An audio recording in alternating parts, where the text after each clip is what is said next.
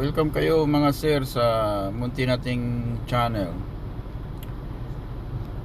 Ito po ay subframe ng Toyota Yaris 2008. Nadurog na yung subframe niya dahil sa sobrang kalawang. Ang purpose ng video na to ay in general na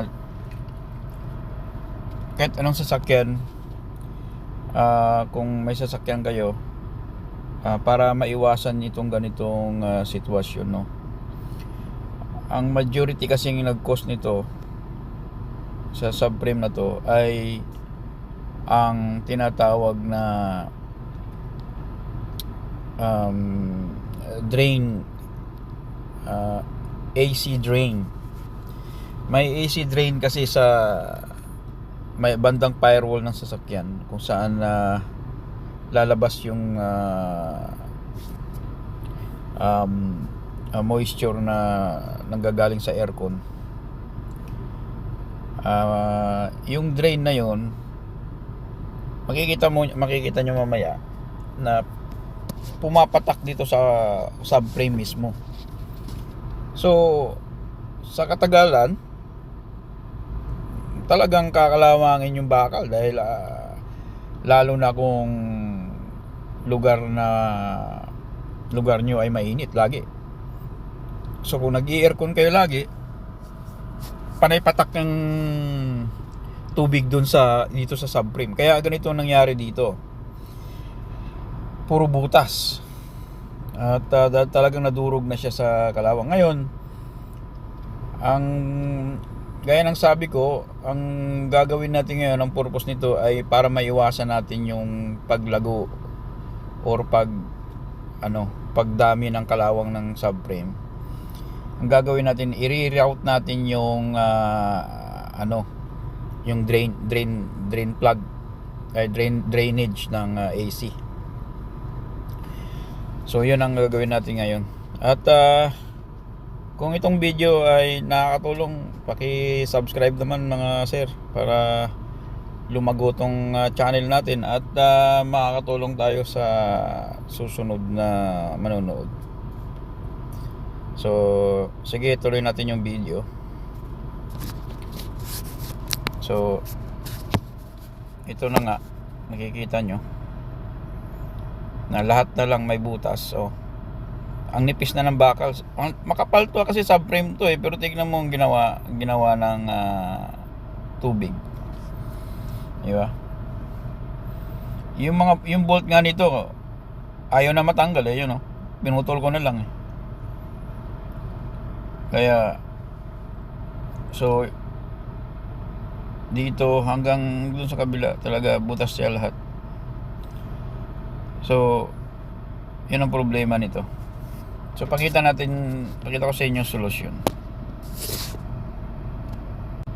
So ito, dito na tayo sa sakyan, inangat na natin. At makikita nyo dito sa ilalim yung drain ng AC. Ayan, nakikita nyo tumutulo nga ayan, no? Ito. So, tignan nyo kung saan pumapatak yan, diba? Sa subframe.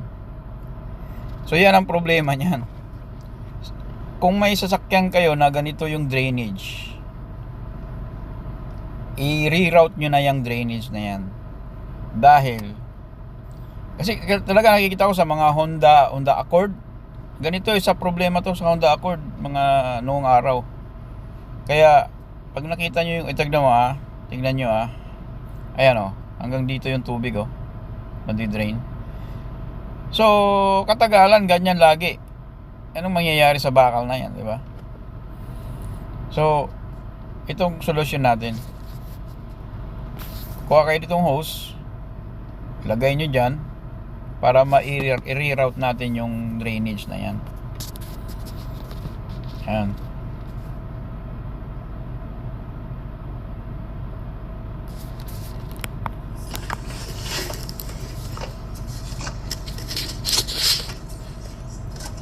So isuksok nyo lang dyan, isaksak nyo lang dyan sa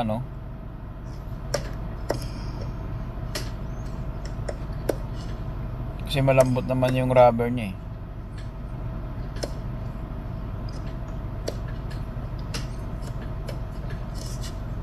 Ayan. Masok na. Diba?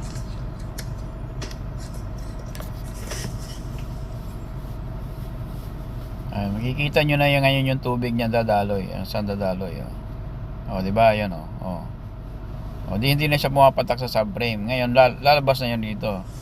Oh, dito sa hose natin. Yan. Yan yung prevention natin.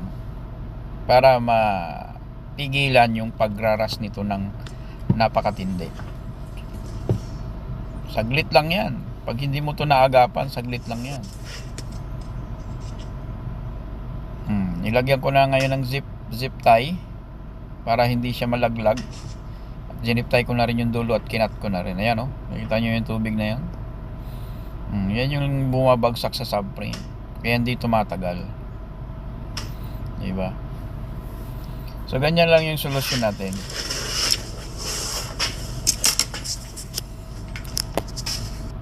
So ito, ang sukat pala nitong hose nasa mga 12.5 mm, mga 12.2 to 12.5 mm yung sukat niyan. Ito kinat ko na yung malinis na. Ayan, yung zip tie.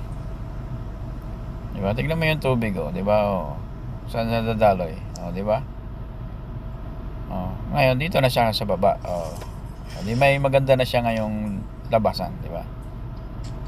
So yan lang yun mga boss. So salamat sa panonood at huwag sanang makalimot na mag-subscribe at mag-like, share. Salamat.